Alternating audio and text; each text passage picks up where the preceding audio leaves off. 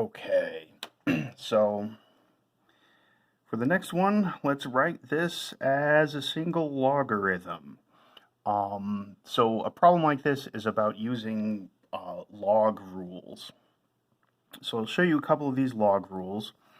So if you have, and I'm going to start with this one, if you have a number in front of a log that's like multiplying, what you can do is take this as a power on top. So this is going to turn into logarithm of x minus 1 in parentheses squared. Similarly, I can take this 1/5, except this already has a power, so but I do the same thing, and what happens when you have a power to another power is you multiply them. So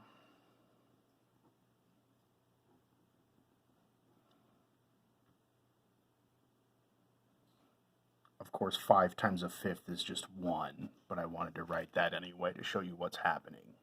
So this just turns into natural log of x plus 1. This turns into natural log of x minus 1 squared. And this one doesn't have anything, so I'll just leave it.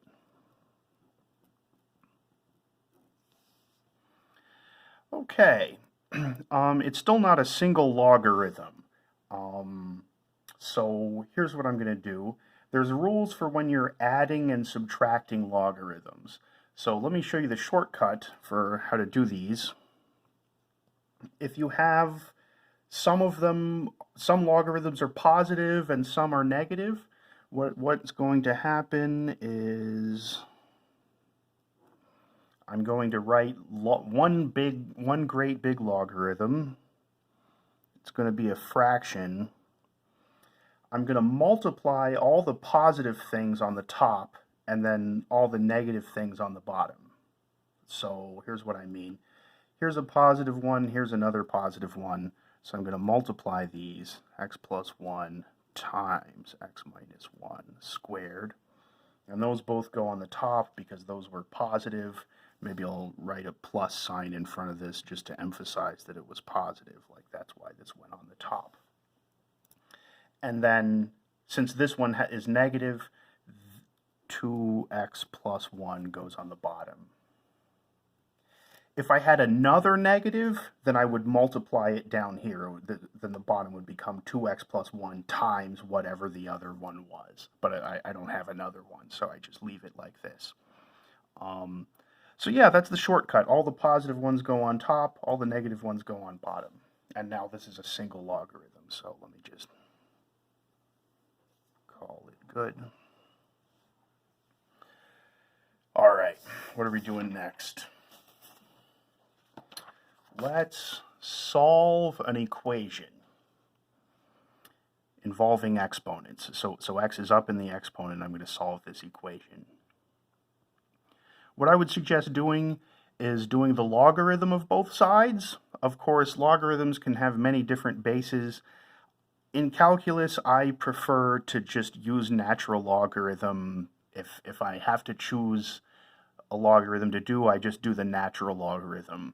Some people might do log base 2 or something like that here, and that's not wrong, but I'm going to do the natural logarithm.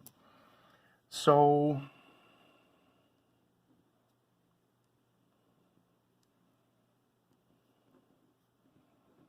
maybe I'll emphasize parentheses here. So I do this. And why would I do such a thing? It's because I am about to take this power down, which is like the reverse of the rule that I showed you just a minute ago. Oops, where'd that go? Yeah, like for example, I just showed you can take a number from the front and put it up as a power. If you have one as a power, you can also go the other way. It's all the same thing. So that's what I'm about to do. I'm about to take this power down. So this is 3x minus 1 times the natural log of 2.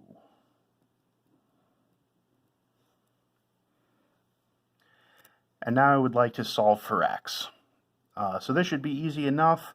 I don't like having this natural log of 2 here, so I'm going to just divide by ln2.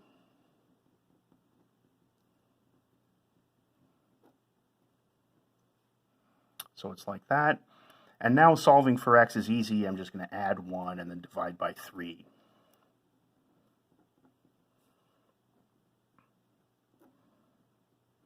So I would add the 1, and then I would divide that all by 3.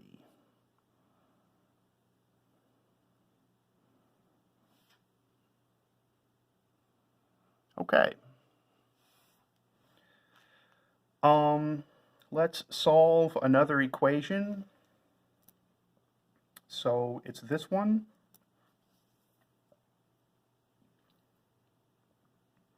So what are we going to do here? First, I'm going to do a step that is like, again, it's sort of like this step where I had some logarithms that I was like doing log of this plus log of this, and then I combined them. Yeah, so what was the shortcut that I told you? I told you it's going to be a log of a fraction, and on the top of the fraction you put all the positive ones, and on the bottom you put any negative ones. In our case, they're both positive. I don't have any negatives.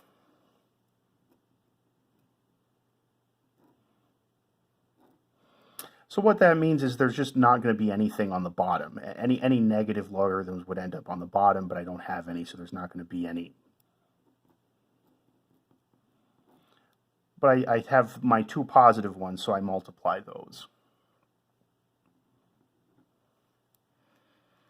Okay, and now I want to get this x outside of the logarithm, and the way to cancel logarithm is by, since this is a log base 2, what I'm going to do is I'm going to do 2 to this power and 2 to this power.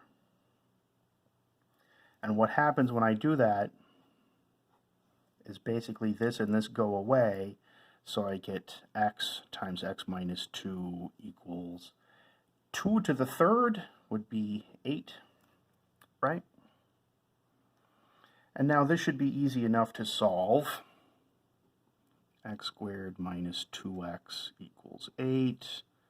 X squared minus 2x minus 8 equals 0. I can factor this.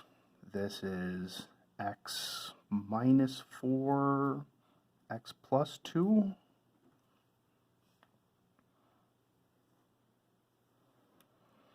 So then this is telling me that x is either 4 or negative 2. Now let me warn you about this. When you solve an equation like this, you have to check your answers. A lot of times when you solve an equation, of course it's always a good idea to check your answers just to make sure you didn't make a mistake. But with these it's especially dangerous because even if I didn't make a mistake, it's possible for me to come up with wrong answers. Why is it possible? The biggest thing to worry about is doing a logarithm of a negative number. What you have to do is you have to look back at the original equation and make sure that you're not doing a logarithm of a negative number. If I were to plug in x equals 4, I'm not going to check this too thoroughly. I'm just going to check that I don't do a log of a negative. Here I would be doing log of 4, and that's fine. Here I would be doing log of 2, and that's also fine. That's not negative.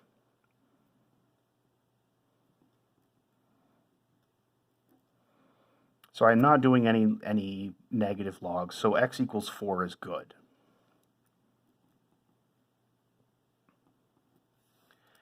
X equals negative 2, right away I'm in trouble, and I'm in trouble in both spots. Here I would be doing logarithm of negative 2, here I would be doing logarithm of negative 4.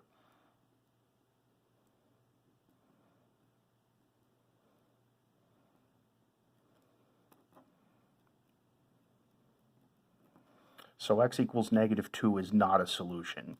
X equals 4 is the only solution. So that's my final answer, is just x equals 4. This other one, by the way, it's called an extraneous solution. Extraneous is, yeah, well, I'm not a dictionary, but extraneous, it just means sort of like extra and not useful. So it's -2 is not a solution. We call it an extraneous solution. Okay, so then let me do maybe a slightly messier version of that. So these are natural logs. I'm going to do the same thing when I combine them. These are adding two logarithms, so I can change this into x times x minus 3.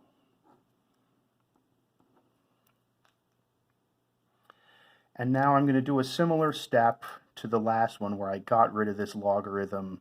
And last time this was logarithm, it's log base 2, so I did a 2. Natural log is log base e, so I'm going to put an e. So it's e to this power and e to this power. And this go away. So on this side I just have x times x minus 3 equals, and well, e squared is whatever it is. I don't know. I just have to call it e squared. So now I have to solve this. So I multiply it out. I get the e squared over.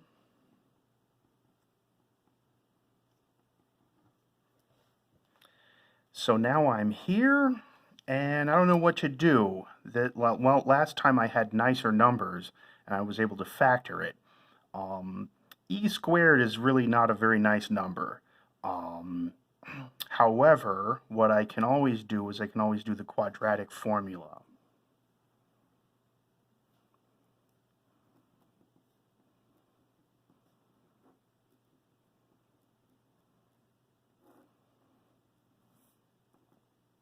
Right? I can do this. So this is my b, so I've got 3 plus or minus the square root of 9 minus 4. A is just 1, and c is negative e squared.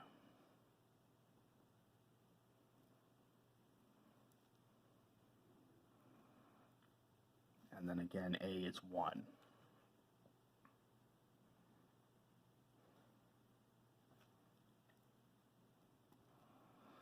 So what is that? 3 plus or minus 9 plus 4e squared over 2. And now I should check these in the same way that I checked the last ones. Unfortunately, it's a little bit tougher, because last time I had some pretty clear answers, 4 and -2.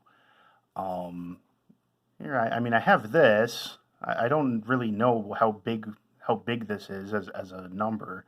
And what am I trying to check? I'm trying to check that if I plug it back into the original that I don't do a logarithm of a negative. But when I look at this, I don't even really know whether it's positive or negative. So what I'm going to do is I'm going to use a calculator for this part. And if you'll forgive me, this might take just a moment because I have to...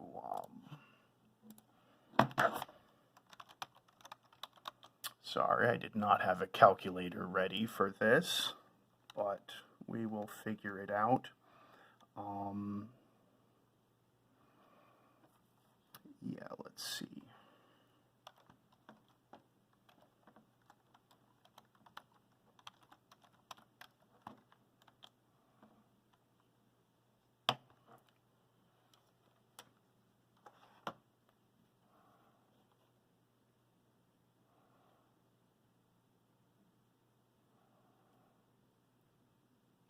So it looks like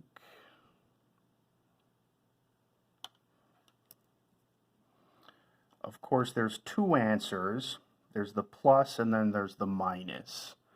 So it looks like the minus one is giving me about, here I'll use an approximation symbol, negative 1.6. It's a decimal that goes on forever, but I don't really need it that accurately. I'll just write negative 1.6.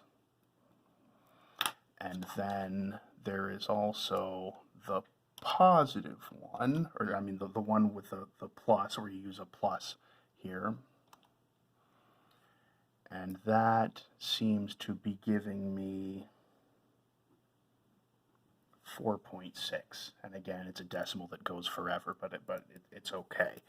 I don't really need it that accurately.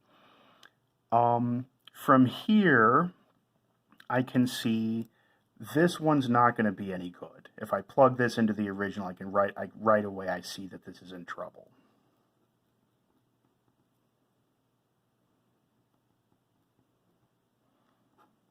So this one's no good.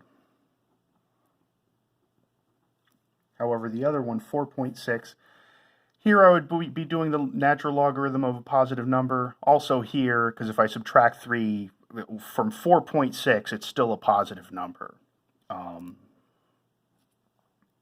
So this one was fine. And how am I going to state my final answer?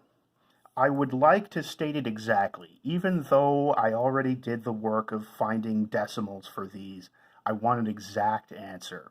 So I'm going to do the exact answer that corresponds to 4.6, which was the positive one. So x is 3 plus this over 2.